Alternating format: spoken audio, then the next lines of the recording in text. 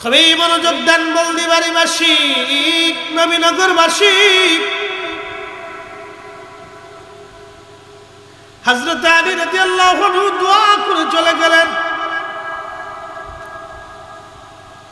শাহাদাত হবে, ওনারা শহীদ হয়ে যাবে, এটা আল্লাহর একটা সিদ্ধান্ত ছিল।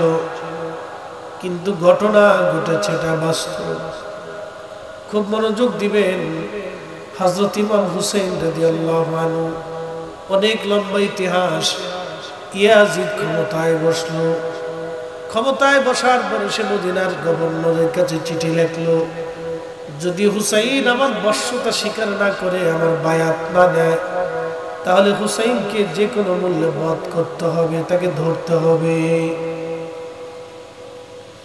তাকে গৃহবন্দী করে না হয় হত্যা করো। মদিনার যিনি গভর্নর ছিলেন, তিনি একদিন বলেন, হুজুর, আমি মদিনার গভর্নর হতে পারি, কিন্তু ইয়াজিদের গভর্নর হতে পারি, কিন্তু আপনার আমার হাতে আপনার শরীরে অস্ত্র চালাইয়া জাহান্নামের ঠিকানা আমি নিতে চাই না। হুজুর, আপনি হয় মদিনা থেকে চলে যান অন্য কোথাও, না হয় ইয়াজিদের বায়াত নেন। ইমাম হুসাইন জবাব দিলেন, শুনো গভর্নর, আল্লাহ রসুল আমাকে মিথ্যার কাছে মাথা নত করতে শিখায় যান নাই। একবার জোরে বলা যাবে আল্লাহু আকবার। আমরা কিছু অর্থের জন্য সুদ খাই, কথা ঠিক কিনা? কিছু অর্থের জন্য ঘুষ খাই। আহা, এই যে মানুষ ঘুষ খাইয়ে দেশের রাষ্ট্রীয় সম্পদ চুরি করে যারা কোটি কোটি কোটি কোটি শত শত বিলিয়ন ট্রিলিয়ন হাজার হাজার কোটি টাকার মালিক হয়, বলেন এরা কি টাকা পয়সা কবরে নিয়ে যেতে পারবে? সুযোগ নেই। আহা, কিন্তু সে তার জীবনটাকে বরবাদ করে দিল, দুনিয়ার আখিরাতটাকে সে বরবাদ করল। আমি আপনাদেরকে আরেকটু বলি, আপনি ইন্তেকাল করছেন, আল্লাহর দরবারে আসুন, মেহশরের মাঠে আল্লাহ জিজ্ঞেস করবে, হে বান্দা, তোমার কি কোনো সওয়াব আছে? তুমি তো জাহান্নামে গেলে গা। বান্দা বলবে, আল্লাহ, আমার একটু রুখসত দাও। বলে, কি রুখসত চাও? বলে, আল্লাহ, আমার সন্তান আছে, আমার স্ত্রী আছে, আমি তাদের কাছে জিজ্ঞেস করি তারা আমার গুনাহের ভাগিদার নিবে কিনা। তা আল্লাহ বলেন, ঠিক আছে, জিজ্ঞেস কর। তো পিতা সেই দিন সন্তানকে ডাক দিবে, আব্দুর রহিম, কাছে আসবে। সন্তান, আমি তোমার সুখের জন্য অন্যের জমিনকে কেড়ে নিয়েছিলাম, অন্যের হককে নষ্ট করে দিয়েছিলাম, অন্যের টাকা মেরে দিয়েছিলাম, তোমার জন্য সুন্দর বাড়ি বানাইছিলাম, গাড়ি বানাইছিলাম। সন্তান রে, আজকে মামলার আসামি বিরাট বড় গুনাহ নিয়ে জাহান্নামে চলে যায়। সন্তান, কিছু গুনাহের জিম্মাদারি তুমি নিয়ে আমারে একটু হালকা করে দাও। ছেলে সেই দিন জবাব দেবে, পিতা, দুনিয়াতে আপনার দায়িত্ব ছিল আমাকে লালন পালন করা, হালাল না হারাম এটা আমার বিষয় না। আপনি সেই দিন কেন আমার হারাম উপার্জন করে আমার জিন্দেগি সুন্দর করতে চেয়েছিলেন? আজকের এই কঠিন মেহশরের মাঠে আমি আমার নিজের চিন্তায় পেরেশান হয়ে আছি, আপনার গুনাহের জিম্মাদারি আজকে নিতে পারবো না। আল্লাহর কসম করে বলি, মাহফিল কি সন্তান, পিতা মাতা তিন জায়গায় কেউ কারো পরিচয় দিবে না। আল্লাহ রসুল বলছে তিন জায়গায়, একমাত্র আমাদের নবী, আমাদের রসুল, আল্লাহর হাবিব ছাড়া তিন জায়গায় কেউ পরিচয় দিবে না। এক নম্বর জায়গা হচ্ছে মিজানের পাল্লা। মানুষ এই মিজানের পাল্লার সামনে দাঁড়াবে, এক এক করে যখন ডাকা হবে, বন্দি হবে, আব্দুল করিম, আব্দুর রহিম, আব্দুল জব্বার, সবাইকে সেদিন ডাকা হবে, বন্দি বাড়ি সবাইকে ডাকা হবে, নবীনগরবাসীরা ডাকা হবে, সিরিয়াল ধরে সবাই দাঁড়ানো, এক এক করে সবার মিজানের পাল্লা টানা হচ্ছে। কার গুনার পাল্লা ভারী, কার নেকের পাল্লা ভারী, কার গুনার পাল্লা ভারী, কার নেকের পাল্লা ভারী। মিজান কায়েম হয়ে গেল। বলদিবাড়িবাসী, নবীনগরবাসী, সন্তান মা বাবাকে ভুলে যাবে এমন অবস্থা দাঁড়াবে। একই কাতারে সন্তান দাঁড়াবে, বাবা দাঁড়াবে, কিন্তু সন্তান বাবার পরিচয় দিবে না। বাবা ওই সময় সন্তানকেও চিনবে না, এত পেরেশানির মধ্যে থাকবে। এত পেরেশানি যে আমার নেকির পাল্লা ভারী হবে না গুনার পাল্লা ভারী হবে, এত পেরেশানি। সন্তান পিতামাতা সবকে ভুলে যাবে। স্বামী স্ত্রীকে বলে যাবে, স্ত্রী স্বামীকে বলে যাবে, বন্ধু বান্ধবের কথা মনে থাকবে না, কারো কথা মনে থাকবে না। এত পেরেশানি সেই দিন, এত কঠিন সিচুয়েশন, এত ভয়ে মানুষ বিহ্বল থাকবে। আহা, থরথর থরথর করে সবাই কাঁপতে থাকবে, পেরেশানিতে, চিন্তায় মানুষ নুজ্জ হয়ে যাবে যে কি হচ্ছে আমার সামনে। আল্লাহর নবী বলেন এই জায়গায় কেউ কারো পরিচয় দিতে যাবে না, কিন্তু রাহমাতুল লিল আলামিন উম্মত বলবে না। চিৎকার করে জোরে বলেন না মারহাবা। শ্রেষ্ঠ নবী দিলাম রে তরিয়ে নিতে রোজ হাসরে, শ্রেষ্ঠ নবী দিলাম রে তরিয়ে নিতে রোজ হাসরে। অত না বলি তাই তো দিলে পাক কুরআনের বাণী। খুদা তোমার মেহেরবানি, সুন্দর ফুল সুন্দর ফল মিঠা নদীর পানি। খুদা তোমার মেহেরবানি, খুদা তোমার মেহেরবানি।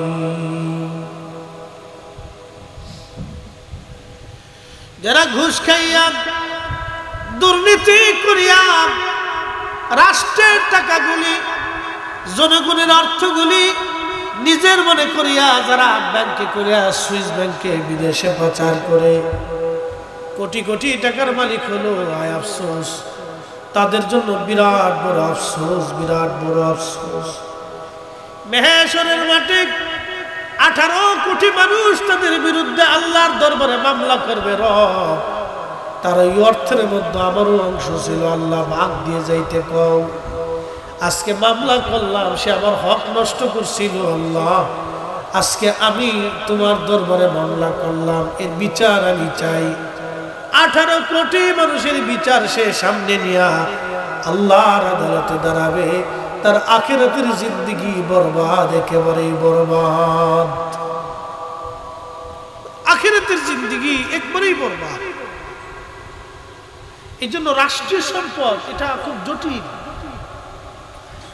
হযরত আবু বকর সিদ্দিক রাদিয়াল্লাহু আনহু, না আবু বকর সিদ্দিকের কথা বাদ দিলাম, তিনারা তো আরো মহান সম্মানিত খলিফা। পৃথিবীতে আরেকজন খলিফা ছিলেন, খলিফা ওমর ইবনে আব্দুল আজিজ রাদিয়াল্লাহু আনহু, ইসলামের প্রথম মুজাদ্দিদ। শোনেন, ইসলামে পৃথিবীতে এরকম প্রত্যেক শতাব্দীতে মুজাদ্দিদ আসে। আল্লাহর কিছু বিশেষ অলিদের জন্ম হয়। আমাদের দেশে তো অলি মানে না, অনেকে এগুলির অস্বীকার করে, মনে করে আমরাই অনেক কিছু হয়ে গেছি। এটা ভুল। নতুন নতুন ফিতনা মহামারীর মতো ধেয়ে আসতেছে, আপনাদেরকে সতর্ক হতে হবে, আপনাদেরকে সতর্ক হতে হবে। শোনেন, এ জমিন আউলিয়া কিরামরা সিক্ত করেছে। আপনি পৃথিবীর এমন কিছু অঞ্চলে যাবেন যেখানে ইসলাম নাই, যা দেখবেন সেখানে কোনো অলিও নাই। যেখানে ইসলাম নাই সেখানে কোনো অলি নাই, যা দেখেন সেখানে কোনো অলি নাই। যেখানে ইসলাম গেছে সেখানে যা দেখবেন কোনো না কোনো অলি আছে। একসাথে বলবেন আল্লাহু আকবার। না না, আরো জোরে বলেন আল্লাহু আকবার। কেউ এখন যদি অলি অস্বীকার করে তাহলে বুঝতে হবে তার ভিতরে ভেজাল। এরা ভেজাল সৃষ্টি করতেছে, এরা ফিতনাবাজ, অশান্তি সৃষ্টিকারী।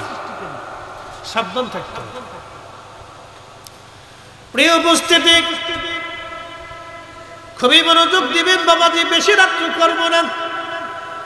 বেশি রাত্র করে কষ্ট দেব না। আমার মা বোনেরা বাড়িতে বসে ঘরে বসে যারা কথা বলেন, আমি শারীরিকভাবে অসুস্থ, বিদায়ী তাওফের পরে জ্বর ছিল 4-5 দিন। মদিনা শরীফে আসার পরে জ্বর চলে গেছে, কারণ আমার একটা বিশ্বাস ছিল একটা হাদিসের উপরে যে আল্লাহ রসুল মদিনাতে মানুষের শুধু জ্বর আসতো, তা আল্লাহ নবী দোয়া করলেন, মদিনার জ্বরগুলি জুহুফাতে পাঠিয়ে দিলেন। সুবহানাল্লাহ বলবেন না? আমার চিন্তা ছিল মদিনা আসার পরে জ্বর থাকবে না, সত্যি তাই। মদিনা আসার পরে আমার কোনো শরীরে জ্বর নাই, কিন্তু আমার একটু ঠান্ডা প্রবলেম আছে, এসি সারার পরে আবার সারছে, কিন্তু এই একটা টনসিলে সারতেছে না আজকে 4-5 দিন, খুব কষ্ট হচ্ছে আর কি। এই জন্য জোরে টান দিতে পারতেছে, ব্যথা করতেছে। যাক, দোয়া করবেন যে আল্লাহ যাতে সুস্থ করে দেয়। তো ইনশাল্লাহ খুব মনোযোগ দিবেন, মা বোনরা যারা আছেন তারা বসবেন, আমি ধীরে স্থিরভাবে আপনাদেরকে বোঝানোর চেষ্টা করতেছি। তো যে কথা রাখছিলাম, অনেক ওয়াজ, অনেক লম্বা ওয়াজ, অনেক ইতিহাস ধরলে অনেক লম্বা চলে যাবে, আমি বেশি লম্বার দিকে যাব না। কোথায় যেন ওয়াজ রাখছিলাম, মনে আছে আপনাদের? ওমর ইবনে আব্দুল আজিজ। একসাথে জোরে বলেন আল্লাহু আকবার। মুসলমানের প্রথম মুজাদ্দিদ, ইসলামের পঞ্চমতম খলিফা, যিনারা আল্লাহর বিধান অনুযায়ী খেলাফত চালিয়েছিলেন, তিনার একজন অন্যতম ওমর ইবনে আব্দুল আজিজ রাহিমাহুল্লাহ। তিনি তার ছোট্ট ছেলেটাকে নিয়ে, বিবি ফাতেমাকে নিয়ে তিনি বাইতুল মাল পরিদর্শন করার জন্য গেলেন।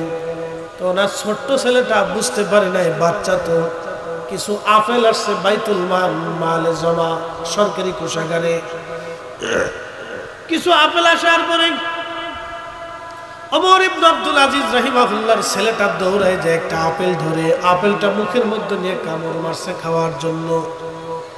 আমার দিকে তাকান, ছোট্ট বাচ্চা, অত বুঝে না, ও তো আপেল দেখে নিজের আপেল মনে করে দইরা কামড় মারছে। মুখের মধ্যে কামড় দেওয়ার পরে হযরত ওমর ইবনে আব্দুল আজিজ দৌড়ায় গেলেন, বাচ্চার হাত ধরে হাত থেকে আপেল কানা নামাইয়া বাচ্চার মুখের মধ্যে চিপ দিয়ে মুখের ভিতর থেকে আঙ্গুল দিয়ে আপেলগুলি বের করে নিয়ে আসলেন।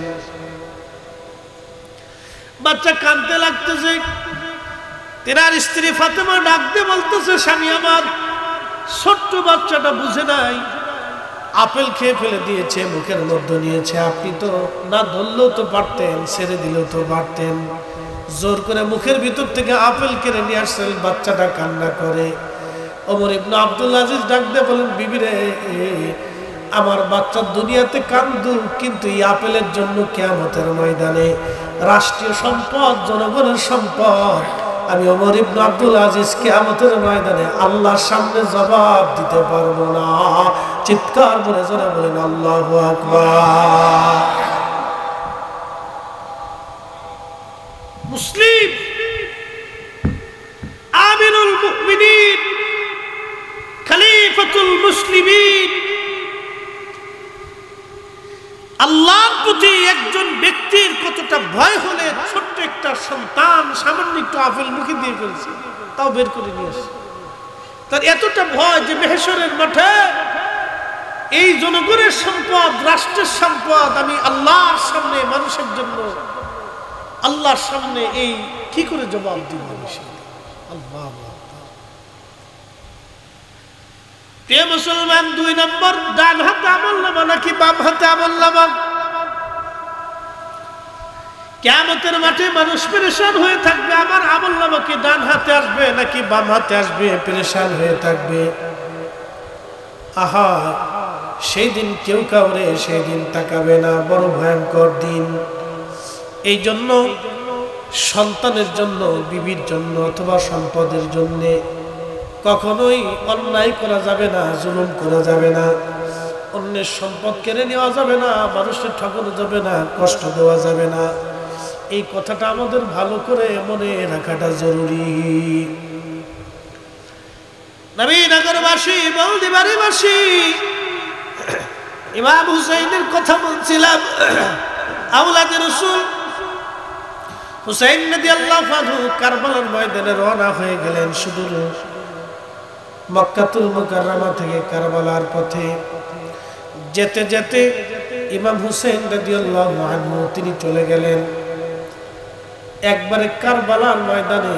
সরাসরি ইতিহাসে চলে গেলাম ঘটনার দিকে। কারবালার ময়দানে যখন উপস্থিত হলেন, ইয়াজিদের 22,000 সৈন্য ইমাম হুসেন রাদিয়াল্লাহু আনহুর কারবালায় ঘিরে ফেলে দিলেন।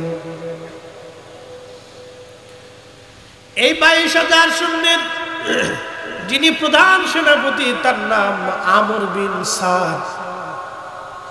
আমর বিন সাদ হলেন সেই সাহাবীর ছেলে যে সাহাবী দুনিয়ার থেকে জান্নাতের সার্টিফিকেট পেয়েছিলেন। 10 জন সাহাবী যাদেরকে আশারায়ে মুবাশশারা বলা হয়, দুনিয়ার থেকে যারা জান্নাতের সার্টিফিকেট নিয়ে গেছে। 1 নম্বর আবু বকর ফিল জান্নাতি, ওমর ফিল জান্নাতি, উসমান ফিল জান্নাতি, তালহা ফিল জান্নাতি, জুবাইর ফিল জান্নাতি, আব্দুর রহমান ইবনে আউফ ফিল জান্নাতি,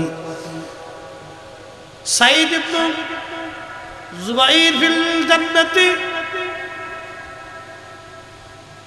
আবু উবাইদা ফিল জান্নাতি, সাদ বিন আবি ওয়াক্কাস ফিল জান্নাতি। এই সাদ বিন আবি ওয়াক্কাস রাদিয়াল্লাহু আনহুর ছেলে ছিল আমর।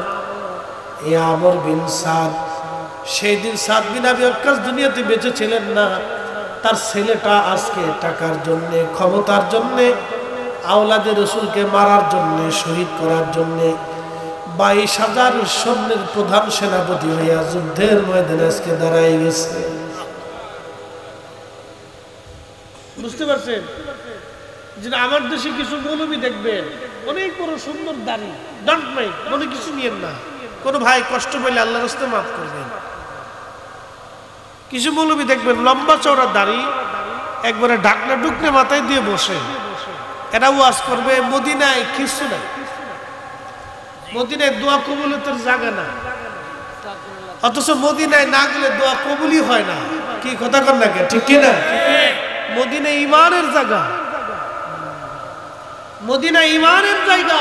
আল্লাহ রাসূল বলছে পৃথিবী থেকে সর্প দাবরাইলে যেমন তার গর্তের ভিতরে পালায়, সারা পৃথিবীর থেকে ঈমান এবং মুসলমানিত্ব ওইরকম পালাইয়া মদিনাতে আশ্রয় নিবে। আল্লাহু আকবার। তার অর্থ কি? মদিনা ইমানের জায়গা, শুধু দোয়া কবুলের জায়গা না, এটা ইমানের জায়গা। মদিনায় যদি দোয়া কবুল না হয় তাহলে দোয়া কবুল হওয়ার জায়গা পৃথিবীতে কোথাও নাই। কি কথা কোন, ঠিক কিনা? মদিনাতে একটা জায়গা আছে রিয়াজুল জান্নাহ, এটা বেহেশতের একটা টুকরা। রিয়াজুল জান্নাতে যদি আপনি নামাজ পড়েন তাহলে আপনি বেহেশতে নামাজ পড়ছেন। সুবহানাল্লাহ। আসতে হবে কেন, জোরে বলেন। রিয়াজুল জান্নাতে যদি আপনি দোয়া করেন তাহলে বুঝবেন আপনি বেহেশতে বসে দোয়া করতেছেন। সুবহানাল্লাহ। তাহলে এটা কত দামি হইতে পারে। বলে মদিনায় দোয়া কবুলে হয় কোন জায়গা না, কি পাজিয়ে গিয়ে কত বড় দুষ্ট, ঠান্ডা মাথায় মুসলমানের ঈমান চুরি করে দিতেছে, ঈমান চুরি করে দিতেছে।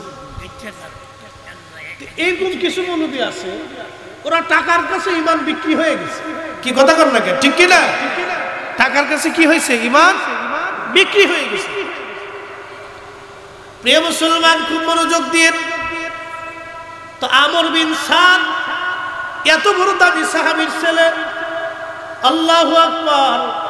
আল্লাহর রাসূলের সাহাবী বাগানের মধ্যে 10 জন সাহাবীর অন্যতম সাহাবী সাদ বিন আবি ওয়াক্কাস রাদিয়াল্লাহু আনহু, তিনার সন্তান আমর আজকে আসছে টাকার জন্য, ক্ষমতার জন্য, আওলাদে রাসূলকে হত্যা করার জন্য।